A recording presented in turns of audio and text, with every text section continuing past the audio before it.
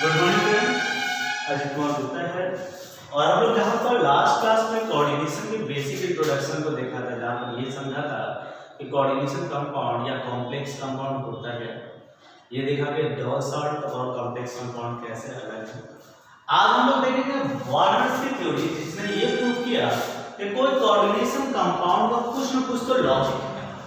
ठीक है, coordination compound की लॉजिक क्या है, तो इन्होंने वैलेंसेस के वेरिएशन के बारे में, ठीक है, फिर से हमने आपके लिए नोट्स के हिसाब से कुछ पॉइंट्स को लिख दिया है। कुछ सेक्शन हमारे लिए स्पेस है जहां पर हम बताएंगे कि किस तरह से वार्नर्स ने अपनी थ्योरीज को बताया। वार्नर्स ने क्या ऑब्जर्व किया, तो कहा कि अगर हम अमीन्स के कंपाउंड को बनाएं, अमीन्स क्या होता है तो समझा। अगर कोई कोऑर्डिनेशन कंपाउंड जिसमें अगर अमोनिया मौजूद है, अमोनिया के आयंस, जहां पर आप देख लो कि NH3 ये अमोनिया के आयंस है, तो इसे हम आगे से बोलेंगे अमीन्स। ठीक है, तो क्या किया है कि अमीन्स को फॉर्म किया और अमीन्स को के साथ रिएक्शन करके देखा। उन्होंने क्या ऑब्जर्व किया कि यहाँ पर दो तरह की वैलेंसीज ऑब्जर्व होती है। ठीक है, कैसे ऑब्जर्व किया तो समझा। उसने क्या है कि इसमें से एक जो अमीन्स हम समझे, तो समझो उसने एक्सपेरिमेंट किया है और एक्सपेरिमेंट से उन्हें क्या रिजल्ट मिलने वाला है तो सुनिए।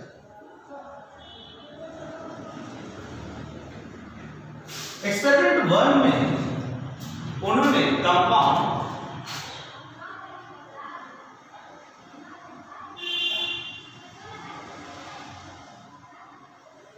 इस कंपाउंड को रिएक्शन, ये कंपाउंड एक नॉर्मल कंपाउंड है जहां पर हम आयंस को बता रहे थे। यहाँ पर आयंस फिलहाल इनके चार्ज को नहीं दिया हुआ है, ये trick.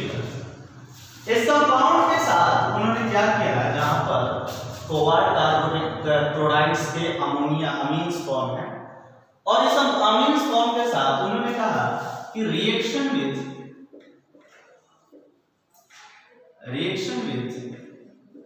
Ammonium nitrate, argentum nitrate, AgNO3 के रिएक्शन।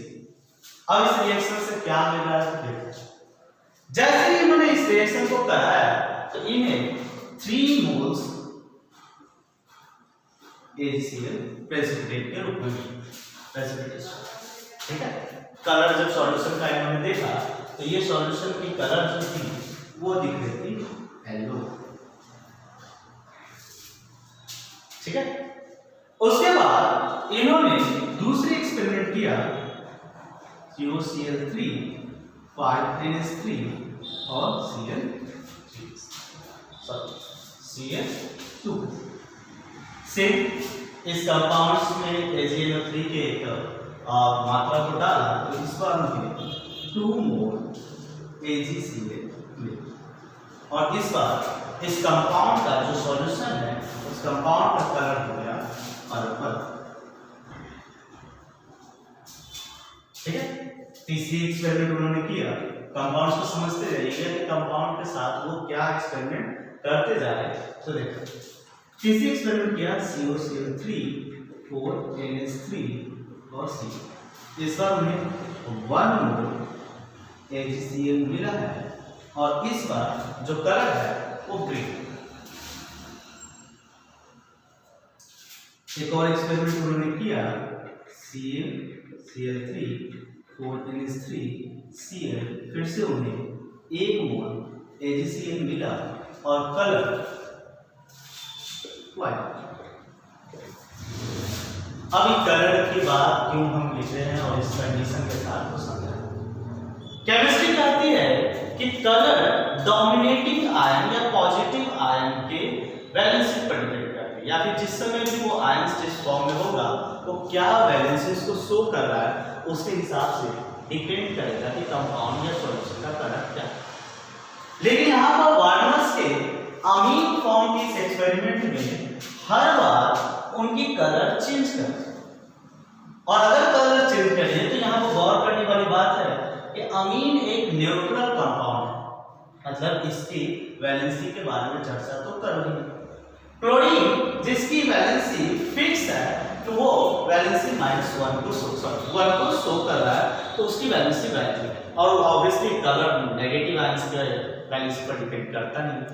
अगर हम इस कंपाउंड में देखें तो हमें कोबाल्ट जो है वही एक पॉजिटिव आयन है जो कलर्स को इफेक्ट डाल सकता है।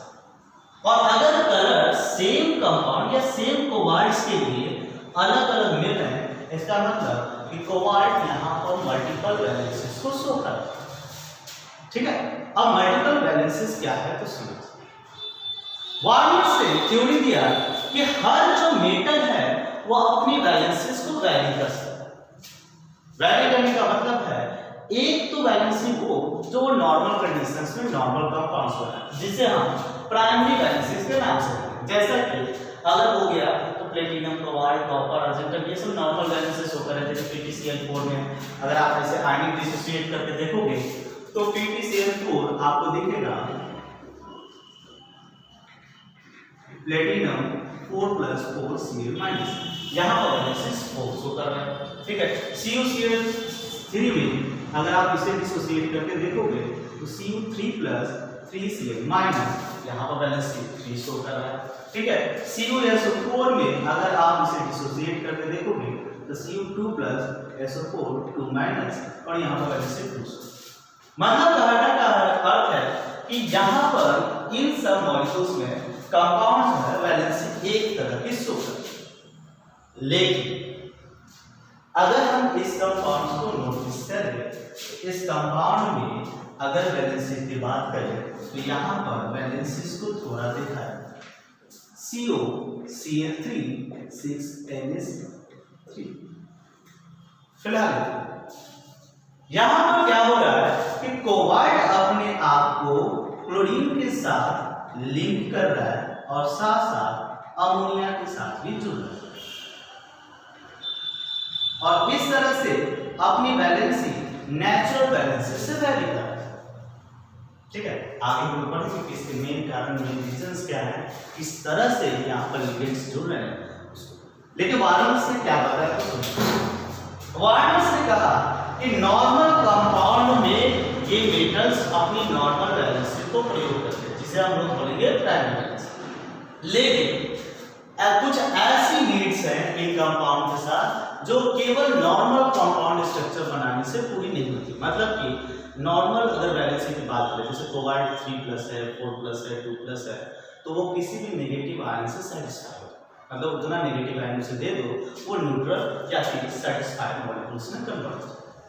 लेकिन सेकेंडरी वैलेंसीज इस तरह की एक नीड है जो नेगेटिव आयन के साथ साथ न्यूट्रल मॉलिक्यूल्स को भी अपनी ओर ऐड करते हैं। ठीक है, और ये वैलेंसीज के पैरामीटर से उन्होंने ये बताया कि हर कंपाउंड में या हर कॉम्प्लेक्स कंपाउंड में दो तरह की वैलेंसीज पाए जाते हैं। एक प्राइमरी वैलेंसी, दूसरी सेकेंडरी वैलेंसी। प्राइमरी वैलेंसी वो वैलेंसी जो नॉर्मल कंपाउंड्स के लिए, नॉर्मल वैलेंसी जो मिला उसे बोलेंगे हम लोग प्राइमरी वैलेंसी, और सेकेंडरी वैलेंसी उसे बोला जाता है जो कॉम्प्लेक्स आयंस में बनाया जाता है। ठीक है, सेकेंडरी वैलेंसीज के लिए आप बोल सकते हो कि यहाँ पर सेकेंडरी वैलेंसी हो गई 6, तो कोबाल्ट की 6 हो गई। कोऑर्डिनेशन है जो बाय डिफॉल्ट इसकी डेफिनेशन है कि अगर कोई सेंट्रल मेटल जितने लिगेंड से जुड़ा रहेगा वो नंबर ऑफ कोऑर्डिनेट्स बॉन्ड्स या bond associated with central metals को बोला जाएगा वैलेंसी, सॉरी कोऑर्डिनेशन है। तो इस दो थ्योरीज पर वार्नर ने बताया कि अगर हम किसी भी कोऑर्डिनेशन कंपाउंड को देखने जाए तो वहां पर दो तरह के लिंकेज या वैलेंसी देखने को मिलेगी, जो एक प्राइमरी हो सकती है और एक सेकेंडरी। कह रहा है कि प्राइमरी वैलेंसी वो आयनाइज हो सकता है, आप उसे ब्रेक करके बिल्कुल ही आयन में तोड़ सकते हो। देख लो आप, ये प्राइमरी वैलेंसीज को आयंस में ब्रेक करके तोड़ा जा सकता है। लेकिन secondary valency can not be ionize, ये जब भी अलग कराया जाएगा इस तरह से रहेगा, मतलब कि एक कॉम्प्लेक्स स्क्वायर ब्रैकेट के अंदर देना पड़ेगा, ये आयनाइज फॉर्म में आपको नहीं मिलेगी। अगली बात कर रहा है secondary valency is can not be ionize, primary valencies can be ionize and satisfy by negative ion. Primary valencies को नेगेटिव आयन सेटिस्फाई करता है, मतलब उसे कंपनसेट करके खत्म कर सकता है, but secondary can be satisfied by negative ion और न्यूट्रल मॉलिक्यूल। कोबाल्ट को देख लो, ये नेगेटिव आयन से भी सेटिस्फाई हो रहा है और न्यूट्रल मॉलिक्यूल से भी सेटिस्फाई हो रहा है, जिसे हम लोग बोल रहे हैं सेकेंडरी वैलेंसी। ठीक है, तो फिलहाल के लिए यह हमारा कॉन्सेप्ट इस वीडियोस के लिए। आपके नोट्स के पर्पज से हमने लिख दिया, आप इसे इसी फ्लो में डायरेक्ट यहाँ से पूरा कवर करते हुए नोट कर सकते हैं, इसमें कहीं भी आपको ऑब्जर्व करने की जरूरत नहीं है, डायरेक्ट नोट्स आपके सेट। ठीक है, तो इस वीडियो से इतना ही। अगले वीडियोस में हम लोग टेक्निकल टर्म्स जो कॉम्प्लेक्स कंपाउंड से जुड़े हुए हैं उन्हें देखेंगे। Thank you.